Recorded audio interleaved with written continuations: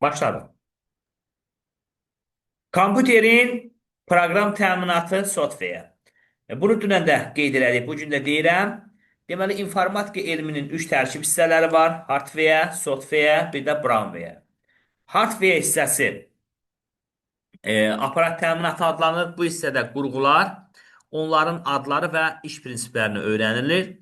Giriş qurğusu nədir, çıxış nədir, xarici yaddaş nədir, daxili yaddaş nədir, ana lövhə nədir, üzərində nələr var, prosesor nədir və s. Bunlar haqqında dünən ətraflı danışdıq. Software bölməsində isə kompüterdə olan qurğular, proqramlar, onların təyinatı, qruplaşmaları, adları, iş prinsiplərini öyrənəcəyik inşallah.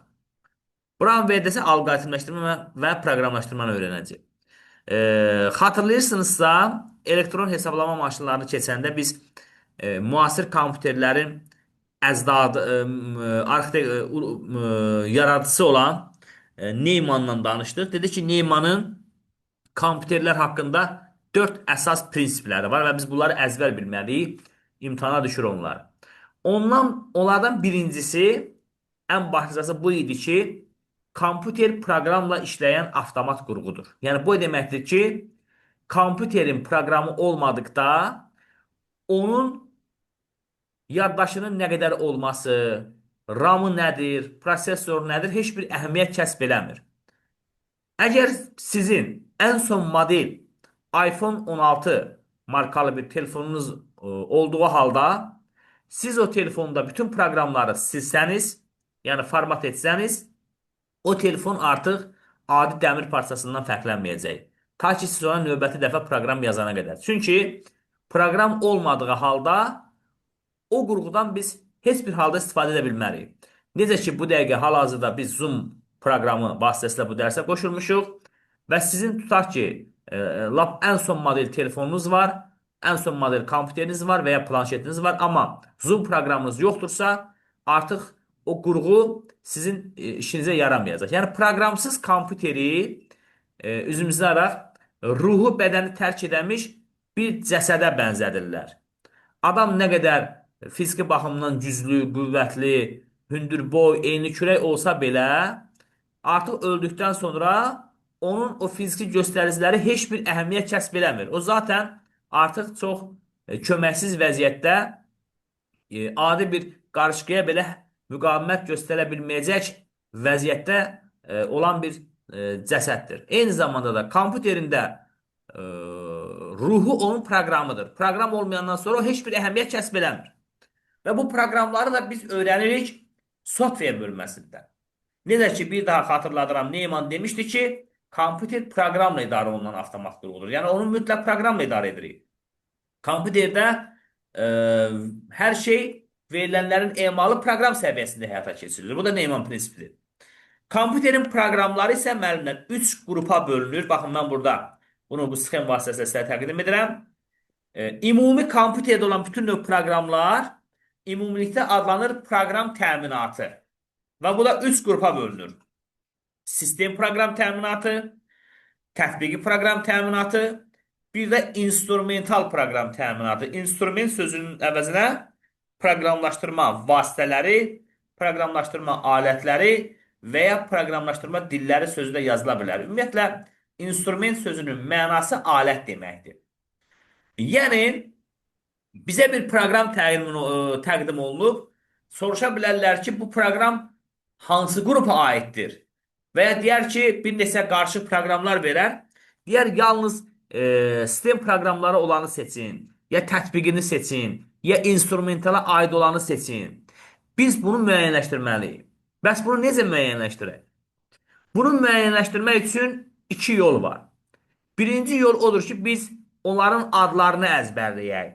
Sistemə nələr daxildir, instrumentala nələr daxildir, tətbiqiyə nələr daxildir. Adlarını əzbərləyək.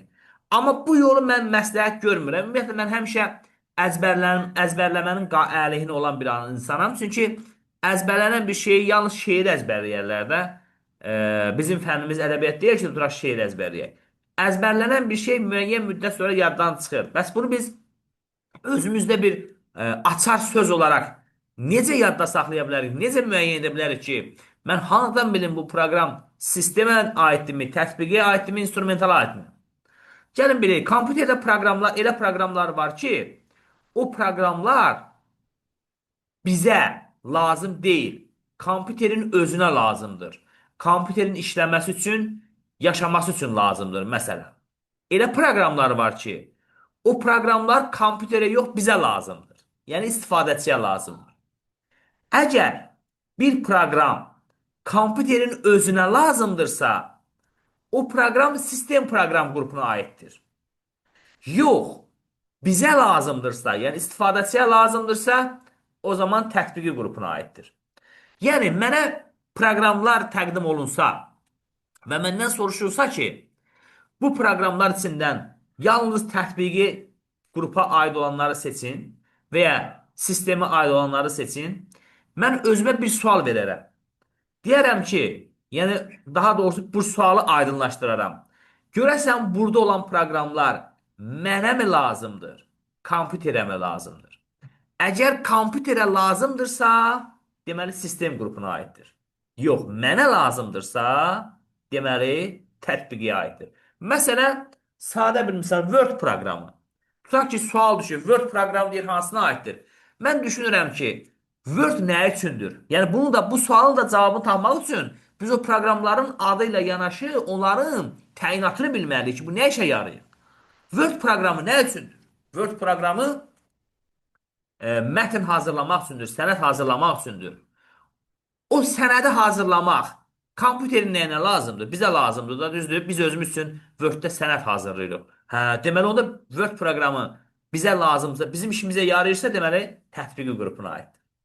Və yaxud da ki, Excel olsun. Nə üçündür Excel? Elektron cədvəl hazırlayırıq. Kompüterin nəyinə lazımdır elektron cədvəl? İnsana lazımdır da bu. Deməli tətbiqidir. Və ya da PowerPoint nə üçündür? PowerPoint tutaq ki, deyək ki, elektron təqdimat hazırlayır. Kompüterin nəyinə lazımdır elektron təminat? Bizə lazımdır. Və ya antivirus proqramı.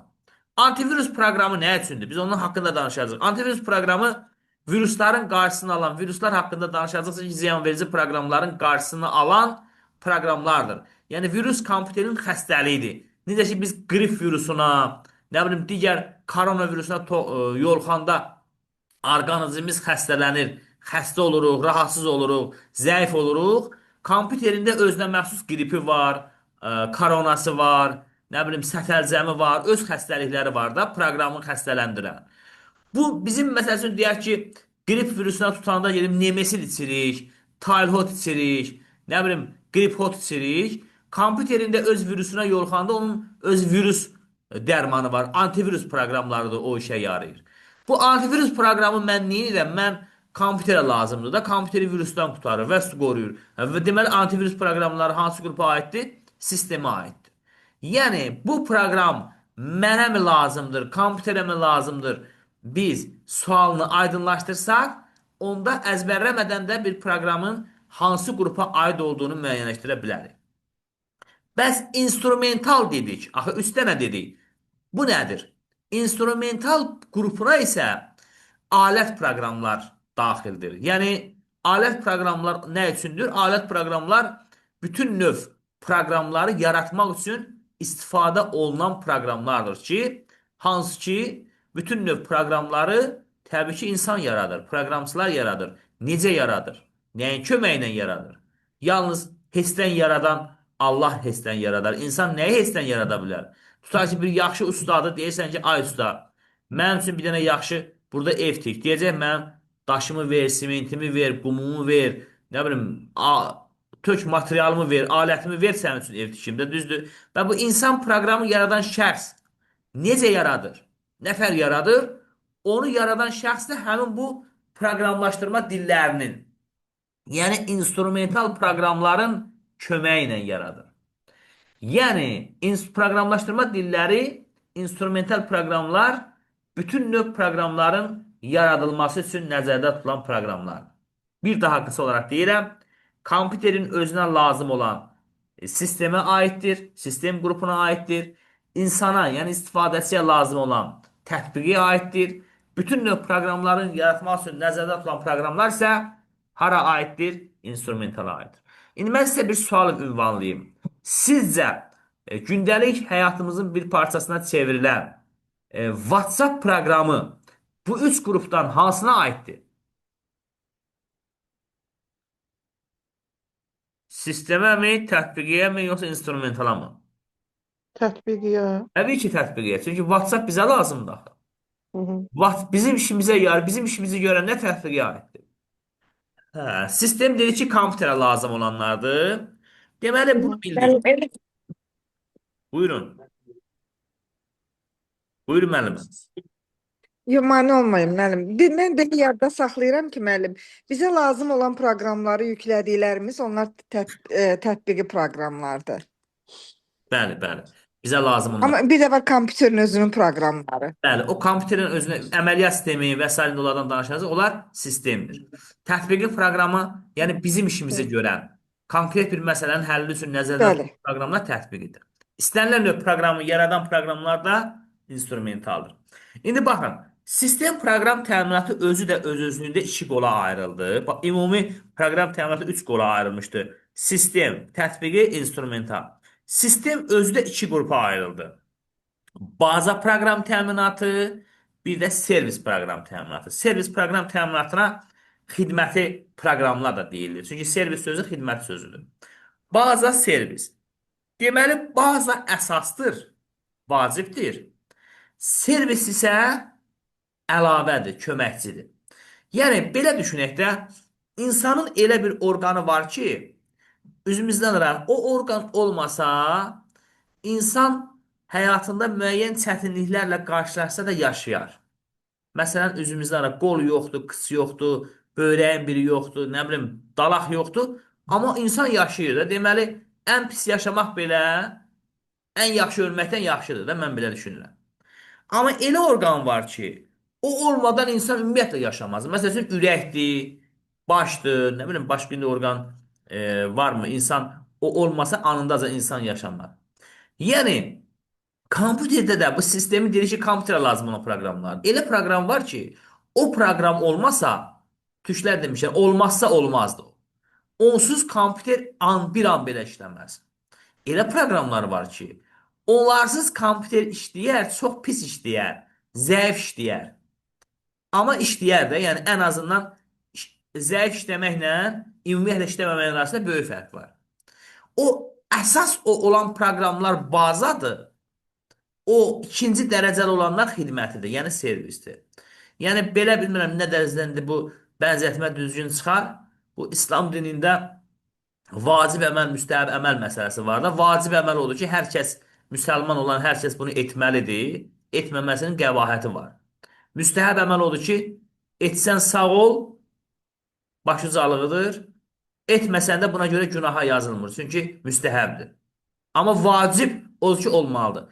Bax, həmin bu baza qoluna aid olanlar kompüter üçün vacibdir. Servis qoluna, yəni xidməti qoluna aid olanlar isə ikinci dərəcəlidir. Servis qoluna daxil olan proqramlar kompüterin əlavə imkanlarını artırır. Amma daha yaxşı, kompüterin istifadəsi daha yaxşı keyfiyyətli xidmət göstərməsini təmin edir. Onlar olmasa da müəyyən qədər işlərimizdə axsamalar olsa da ən azından kompüter işləyə bilər də. Amma xidməti baza odur ki, olmasa kompüter işləmir. Məsələn, gəlin belə düşünək. Tutaq ki, mən istəyərəm ki, mənim evimdə printerim olsun, testlərimi özüm çap eləyim, mənim evimdə proyektorum olsun, qəşəng qoyum, kompüteri qoşum lövhədə şagirdlər görsün, hazırlıq keçirəm evdə. Nə bilim, mənim evimdə kalonkam olsun, nə bilim, müəyyən şeylərim olsun.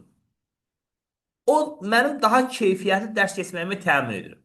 Amma bunlar olmasa belə bir kompüterimdə müəyyən işləri görə bilərəm. Amma bir də var ki, printer vacibdir, yoxsa klaviatura? Əlbəttə klaviatura. Printer olmasa da gedib başqa yerdə çap eləyə bilərəm.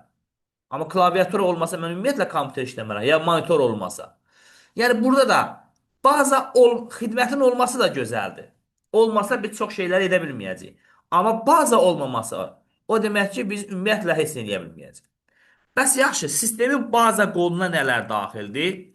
Proqram bazaya aiddir əməliyyat sistemləri, əməliyyat örtükləri, şəbəkə əməliyyat sistemləri. Deməli, sistemin baza qolunan əməliyyat sistemləri, əməliyyat örtükləri, bir də şəbəkə əməliyyat sistemləri aiddir.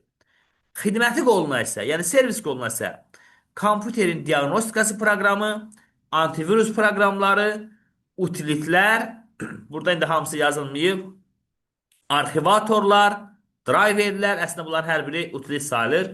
Bunlar haqqında da ətraflı danışacağıq. Deməli, əməliyyat sistemləri hara aiddir? Əməliyyat sistemləri baza proqram, sistem proqram təminatının baza qolu. Bizim əməliyyat sistemi haqqında inşallah növbəti dərsimizdə ətraflı keçəcəyik. Yəni, dərsimizin adı olacaq əməliyyat sistemləri haqqında ümumi məlumat. Və bu gün də qısa bir məlumat verəcəyik. Hələ ki, tanışlıqdır da adını öyrənirik. Elə bir insanı əvvəlcə kollektivə gələn bir müəllim yoldaşın əvvəl adını öyrənirik, peşəsini öyrənirik. Yavaş-yavaş ondan sonra başlayırıq xarakterini öyrənməyə ki, bundan biz dostluq edək, yoxsa etməyək. Amma birinci addan başlayırıq. İndi biz bu günləri hələ adını öyrənirik bunun ki, əməliyyat sistemi nədir? Əgər xatırlayırsınızsa, biz elektron hesablama maşınlarını keçəndə əməliyyat sistemləri mövzusuna toxunmuşduq. Dedik ki, deməli, əməliyyat sistemlərindən istifadə 3-cü nəsil kompüterlərə aiddir. Yəni 3-cü nəsildən əməliyyat sistemlərindən istifadədən başlandı və fərdi kompüterlər üçün ilk əməliyyat sistemlərdə dedi ki, MS-DOS. Microsoft firmasının sitesi olan MS-DOS olmuşdur. Yəni bu qədər demişdik. Amma nə siz soruşmamışdınız, nə də mən də ətraflı deməmişdim ki, bu əməliyyat sistemi nədir? İndi bu günləri o sualı açacaq ki, bu əməliyyat sistemi nə olan şeydir? Əməliyyat sistemi kompüterdə əsas vacib bir proqramdır. Bunu belə müqayisə edək. Kompüterdə olan bütün proqramları konsert salonunda olan musiqiçilərə bənzədək. Musiqiçilər, orkestr. Yəqin ki, televizordan ən azından görmüşük. Geniş konsert salonudur. Burada səhnə, geniş səhnədir. Burada çoxlu sayda müxtəlif musiqi alətlərində ifadə edən musiqiçilər var. Və o musiqiçiləri idarə edən bir dənə də dirijor var. Bax, bütün növ proqramlar həmin o musiqiçidir. Biri, nə bilim, hansı alətdə ifadə edir, biri nağarır, biri neyinir. Əməliyyat sistemi isə o ansamblı idarə edən o dirijordur. Bir orkestr üçün dirijor nədirsə, kimdirsə, bütün proqramlar üçün əməliyyat sistemi odur. Əməliyyat sistemi nə edir? Əməliyyat sistemi kompüterin işini idarə edir. Proses belə başlayır. İlk dəfə biz kompüteri işə salankən daimi yaddaş qurğusu, biz onun haqqında dünən danışdıq. ROM yaddaşın daxilində olan deməli BIOS proqramlar qrupunda yerləşən post adlı proqram bütün bu qurğuları işini yoxlayır, onların saz və ya nasaz olduğunu müəyyənləşdirir. Yoxlama zamanı hər hansı bir qurğudan nasazlıq aşkar olunarsa, kompüter işə düşmür. Elə bil ki, direktor iclas keçirdəcək, müəllimlərə deyir ki, bugün heç kim altın saatdan sonra heç yerə getməsin, akt zalında geniş pedaqoji şuramız var, petsovetimiz var, məsələn. Və hər kəs salonda öz yerini alır, direktorun köməkçisi gəlir, bir-bir yoxlayır. Görür, bütün kollektiv yerindədir, gedir direktora, hörmətli direktora məruz edir ki, məncə iclasa başlamaq olar, artıq hər kəs öz yerində sizi gözləyir. Və direktor da ən sonda ağır-ağır addımlarla gəlir, iclası başlayır. Və ya yoxlama zamanı müəyyən olunur ki, məktəbin 3 fərqli müəllimi, 2 ingilis dili, bir biologiya, bir tarix müəllimi direktorun çağırışına məhəl qoymayaraq dərsdən gedib. Artıq iclas salonda deyil. Və gedir, həmin köməkçi deyir ki, direktora, biz artıq işimizi təxirə salmalıyıq, bugün iclası olmayacaq, 4 dənə müəllimimiz yoxdur. Və iclas təxirə salınır. Yəni, bunu niyə belə dedim? Baxın, o post proqramı da o iş görür. Bütün qurğuları yoxlayır. RAM-ı, keşi, o birisini, bu birisini, nə bilim, video kartı, səs kartı, şəbəkə kartını görür, hamısı işləyirsə, kompüterin idarə edən qurğu prosesordur. Prosesora siqnal gedir ki, işə başlamaq olar. Yox, yoxlama zamanı görür, RAM-da bir nasazlıq var, prosesor özünü yaxşı hiss eləmir, nəsə hard diskdə nəsə bir xəta baş verdi, şəbəkə kartı nəsə qanı qaradı o değil. O zaman iş başlar. Ama yoxladıq, gördük hər şey qaydasındadır. Ondan sonra nə baş verir?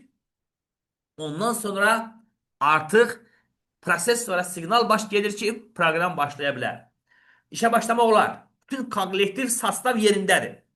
Və bundan sonra BIOS proqramlar qrupunun köməyi ilə e, əməliyyat sistemi adlanan proqram normalda bütün proqramlar harda saxlanılır? Xarici yaddaşda. Biz bundan dünən danışdıq. Hard disk və ya SSD-də. Müasir kompüterdə SSD-də. Əməliyyat sisteminə dalıca xəbər göndərirlər. Gəl, işə başlayarıq, sənsiz əmələ gəlmir. Amma bəzi kitablar yazır ki, əməliyyat sistemi yüklənir operativ yaddaşa, RAM-a. Amma düz yazmırlar. Əməliyyat sistemi RAM-a yüklənmir. Əməliyyat sisteminin mərkəzi, əməliyyat sistemi o qədər proqramdır ki, RAM-a yüklənsə kompüter donar. Əməliyyat sisteminin mərkəzi, nüvəsi yüklənir operativ yaddaşa.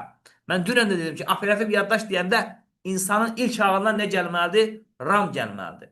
Və əməliyyat sistemi ilə yanaşı avto yükleme rejimində olan bütün proqramlar da yüklənir. Buna rezident proqramlar deyəcəyik. Yəni proqram var ki, sən onu açmasan açılmaz. Məsələn, Word, WhatsApp proqramı. Bugün vaxtım olmuyor, WhatsApp-a girməmişəm. Sən gərək onu işə salasan ki, o işə düşsün. Amma elə proqramlar var ki, o öz-özünə işə düşür. Sənin onu işə salmağa ehtiyac yoxdur, avtomatik. O cür proqramlar deyirlər rezident proqramlar. Əməliyyat sistemi nüvəsi yüklənir RAM-a, operativ yaddaşa, bununla da iş başlayır. Ta ki kompüter söndürülənə qədər əməliyyat sistemi kompüterdə gedən bütün proseslərə nəzarət edir. Yəni kim neynədir, hansı proqram nə vardı, istifadəçi hansı komandanı verdi. Yəni gəlin belə düşünək ki, böyük bir müəssisənin starşisi hamıdan əvvəl idarə edəni gəlir işə, hamıdan sonra da gedir. Və onun nəzarəti olmadan bir quş belə uça bilməz, bir milçək belə uça bilməz. Bax, əməliyyat sistemi də həmin o şəxsdir. Belə düşünək. Kompüterdə nə proses gedirsə, birbaşa onun nəzarəti altında gedir. Yəni, bilmirəm nə qədər düzgün bənzətmə olacaq. Bəzi tipik Azərbaycan ailəsində əməliyyat sisteminin qaynanaları da bənzətmək olar. Yəni, elə evlər var ki, orada qaynananın icazəsi olmadan bir quş da uça bilməz. Bax, əməliyyat sistemi də elədir. Onun nəzarəti olmadan heç bir proses baş verə bilməz. Və kompüter söndürüləndən sonra ən sonda nə edir? Əməliyyat sistemi yenə də qayıdır hara? Öz yerinə xarici yaddaş. Əməliyyat sistemi budur. Yəni, kompüterin işini idarə edən, hər şeyə birbaşa cavabdeh olan, kompüterin aparat təminatı, proqram təminatı və istifadəsi arasında üçlü qarşılıqlı əlaqə yaradan bir proqramdır. Bu da bazaya daxildir, yəni əsas qrupa daxildir. İlk əməliyyat sistemimiz olub, fərdi kompüterlər üçün deyirəm, MS-DOS olub. Ondan sonra Microsoft firması müxtəlif illərdə müxtəlif ad altında əməliyyat sistemləri yaradıb. Windows XP var, sonra Windows 7, Windows 8, 8.1, Windows 10, Windows 11. Eyni zamanda fərqli şirkətlər, fərqli əməliyyat sistemi var. Norton, deməli, Ubuntu var, Novel Netware var. Sonra şəbəkələr üçün Linux var, Unix var, ondan əvvəl Minix var idi. Nə bilim, MacOS var. Telefonlar üçün Android var, iOS var, deməli Apple firmasının istehsal olan iPhone telefonları üçün iOS var. Bunlar əməliyyat sistemləridir. Biz bunlardan əslində gələn dəfə daha ətraflı danışacağıq. Bəs əməliyyat örtükləri nədir? Əməliyyat örtükləri və ya örtük proqramlar. Bunlar da, müəllimlər, əməliyyat sisteminin köməkçiləridir. Biz dedik ki, əməliyyat sistemi kompüterdə baş verən bütün proseslərə birbaşa nəzarət eləyən bir vacib proqramdır. Hər işi nəzarət eləyən bir proqramdır, nəhəng proqramdır. Bəs bu işlərin hamısını əməliyyat sistemi tək başına mı görür? Xeyr, bunu etmək üçün əməliyyat sisteminin öz köməkçiləri var, asistentləri var. Onlardan biri də əməliyyat örtükləridir. Əməliyyat örtükləri istifadəsinin daha rahat işləməsi üçün əllərindən gələn edirlər. Əməliyyat örtüklərinin olmadığı bir dövrdə kompüter açılanda kompüterdə sadəcə olaraq qara bir lövhə olurdu. Baxın, hər şey belə idi. Amma biz indi kompüteri açırıq, iş masasına övladımızın şəklini, təbiət şəkli, mənzərə şəkli, dağ şəkli, heyvan şəkli, nə istəyirsə qoyuruq. Çox rahat. Hansısa bir qovluğu açmaq istəyirsən, çox rahat. Gəlirsən qovluğun üzərinə vurursan, açıldı. Failin üzərinə vurursan, açıldı. Amma həyat heç də hər şey bu qədər sadə deyil. Sadəcə olaraq, məsələn, mən bunu açmaq arzusundayam. Necə edim açılsın? WhatsApp-ı necə girim? Heç nə. WhatsApp-ın simgəsini gətir qoy. Əsas ana ekranıya, ürəyin WhatsApp-a girmək istəyəndə barmağın ucunu vur. O dəqiqə WhatsApp sənin qarşında açılacaq.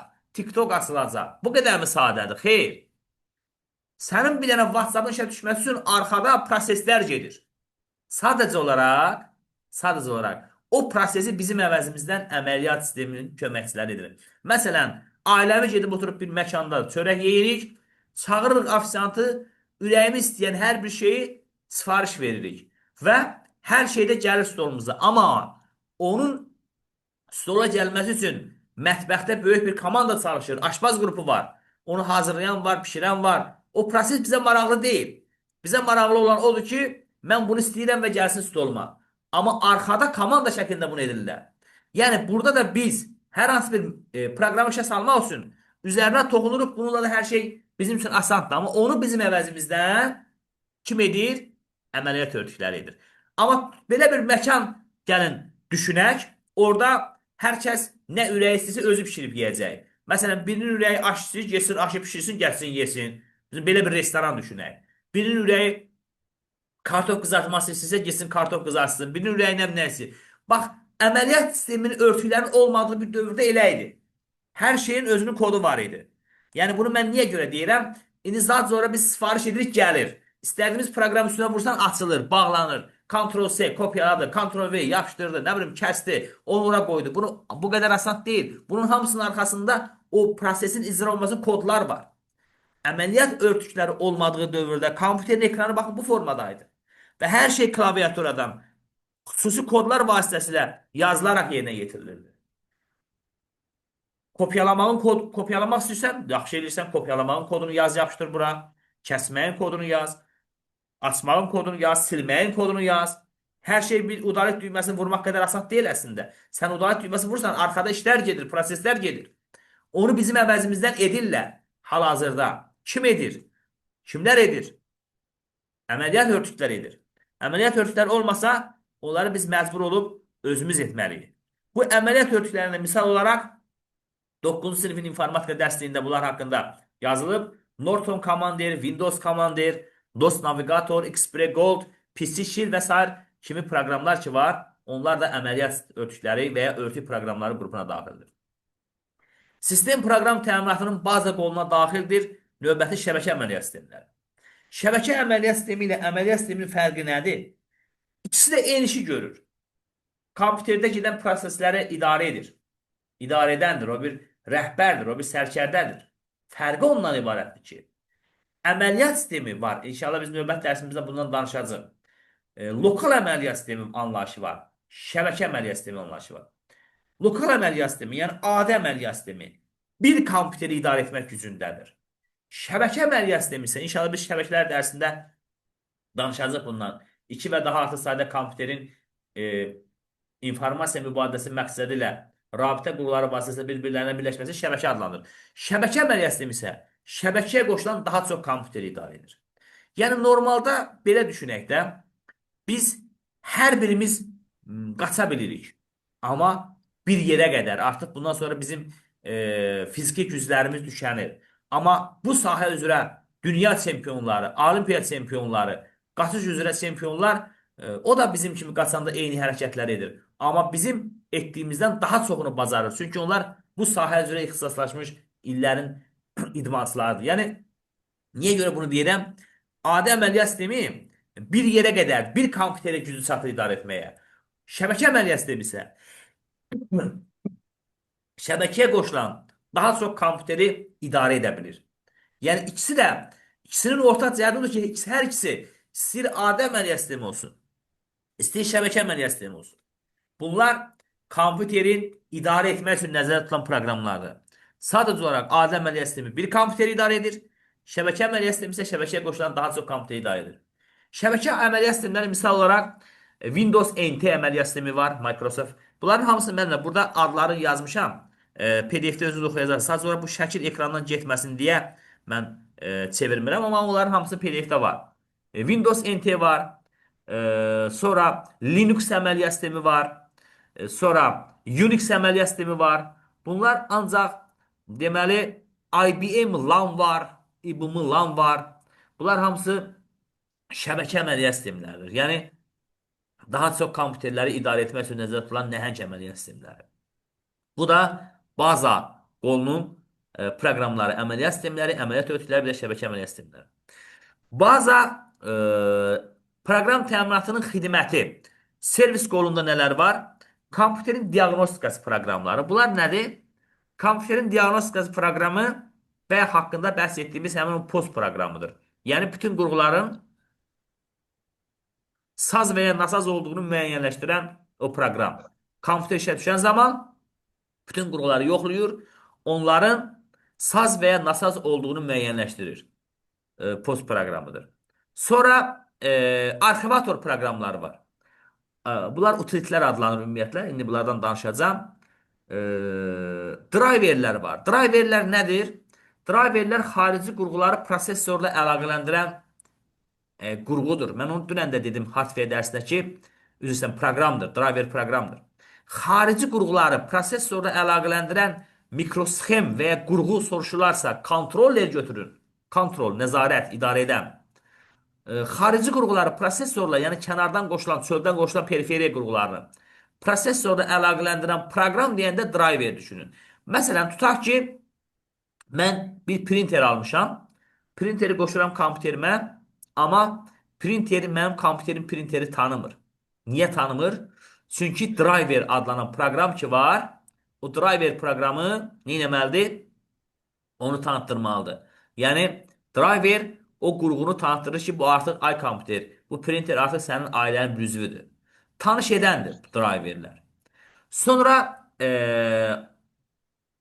arxivator proqramları var.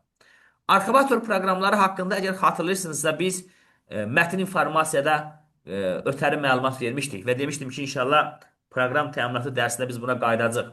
Məsələn, yadınızdadırmı bu tipli məsələlər həll edildik. Mətnin həcmi 20% arxivləşdirilmişdir. Yəni, həcmi sıxılaraq azaldılmışdır. Arxivator proqramlarına eyni zamanda sıxlaşdırıcı proqramlar da deyirlər. Bu proqramların işi gücü nədən ibarətdir? Vəzifəsi ondan ibarətdir ki, faylların sıxaraq həcmini azaldır. Bunlara misal olaraq WinRAR var, WinZip var, WinArch var, WinArc var, 7zip var və s. və l. Məsələn, tutaq bizim bu faylımız. Gəlin, açaq bunun həcmini, görək bunun yaddaşda tutduğu yer nə qədərdir. Bəli, gördüyünüz kimi bu faylın həcmi 460 KB yaddaşda yer tutur. Və bunu mən arxivləşdirmək istəyirəm, həcmini azaltmaq istəyirəm. Baxın, burada müxtəlif arxivləşdirmə proqramları tətbiq olunur. Mən indi RAR-dan istifadə edəcəm və həcmini bunu nə edəcəm? Həcmini azaldacam. Nə qədər olsun? Olsun, məsələn, tutaq ki, 400 olsun. Və arxivləşdirəcəm. Arxivləşdirəndən sonra o proqram, bax gördünüzmü? Artıq onun həcmi azaldı, kiçildi. Yəni, arxivləşdirən proqramın əgər 3 dənə kitab formasında üzərində qaşla bağlanmış formada görsəniz, bilin ki, nədir? 400 yox, 4 qoymuşam. Ona görə belə balaca çox olub. Heyb yox. Deməli, o deməkdir ki, bu proqram arxivləşdirmə proqramıdır. Yəni, 3 dənə kitab formasında, ortasında bir bunun qaşı ilə bağlanıbsa, bu proqram nədir? Arxivləşdirmə proqramıdır. Yəni, həcmi azalan proqramlardır. Mən sizə indi link atıram, siz yenidən qoşulun, qaldığımız